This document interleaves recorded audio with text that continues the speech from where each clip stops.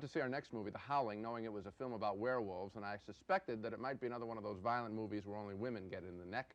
Well, I was in for a pleasant surprise. I thoroughly enjoyed The Howling. I think it's one of the best horror films of the last couple of years. It's the story of a television anchorwoman attacked in a porno shop as she tries to contact a man suspected of committing a series of gruesome murders. He attacks her in a peep show booth and is shot by police. She, though, has recurring nightmares about the incident, and she recalls them in a group therapy session. Something else. Somebody else's breathing is in there with me. It's Eddie, and he closes the door, and he puts a quarter into the slot, and the movie starts.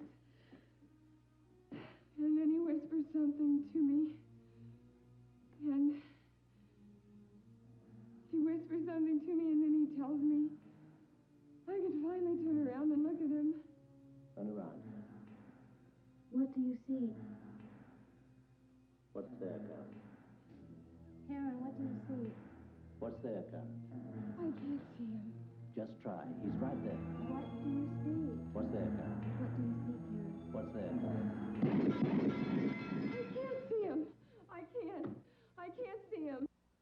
Her psychiatrist has recommended that she work out her problems at his therapy resort, quite a resort, and it's there that she again encounters the murderer, the same one that apparently had been shot dead in the porno bookstore. Not dead?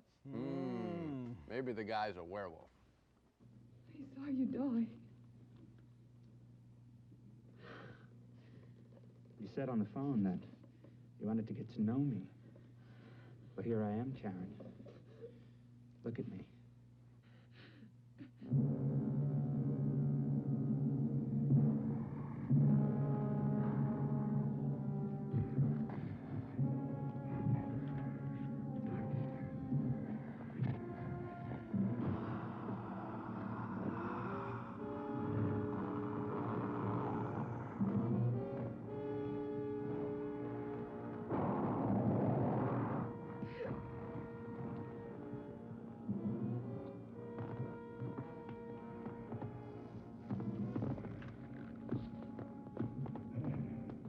The special effects of people turning into werewolves are quite spectacular and quite gross, and I think they use them maybe once too often. But the best part of The Howling for me is the general level of tension that the film develops. I got scared. The movie drew me into its world of werewolves, and at the same time, I admired the filmmaking. This movie even made the shadows of werewolves on the wall come alive. It's aggressive, it's gross, it's entertaining. I enjoyed it a lot. Well, you know, I agree and I disagree. I agree that it's a superior horror film, and I think that people who like horror films and like werewolves are likely to like this one more than I did. You know, we've talked on previous shows about things like eroticism, humor, and fright.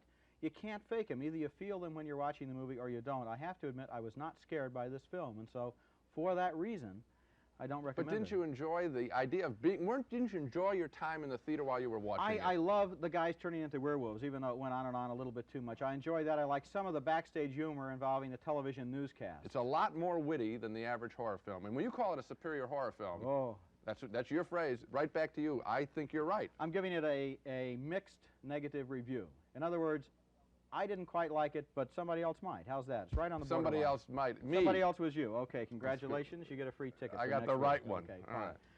We split on the werewolf film, The Howling. I found it to be an entertaining and genuinely scary thriller. I say yes, go see it. Roger liked the special effects, but he wasn't scared. He says no.